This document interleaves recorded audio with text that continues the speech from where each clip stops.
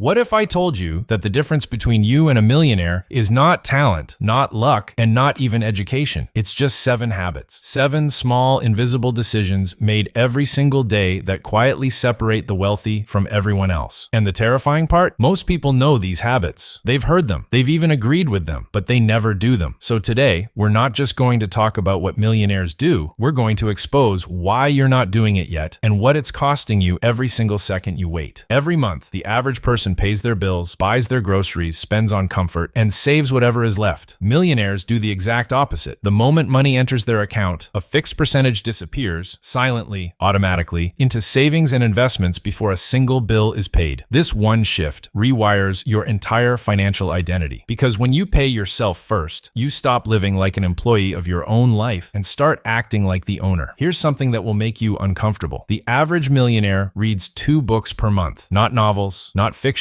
books on money, psychology, business, and power, while most people are scrolling through content that makes them feel good for 30 seconds. Wealthy people are absorbing knowledge that compounds just like interest, year after year. Information is the most underrated investment in the world, and it's almost free. Studies show that the average millionaire has not 1, not 2, but 7 streams of income. A salary is a single rope holding you above a pit, and ropes break. Millionaires build 7 ropes: investments, rental income, businesses, royalties, dividends. They never let their financial survival depend on one source. Because they know something terrifying, one bad day at work, one industry collapse, and a single income life can vanish overnight. Now here is where most people misunderstand wealth entirely. Millionaires are not the people in the loudest cars or the biggest houses, at least not yet. Research shows that most truly wealthy people live below their means. They track every dollar. They ask one question before every purchase: does this asset make me money, or does this liability take it? The wealthy buy assets. Everyone else buys the illusion of wealth. Time is the one thing money cannot buy back. A person who invests just $200 per month starting at 25 years old will retire with nearly $1 million,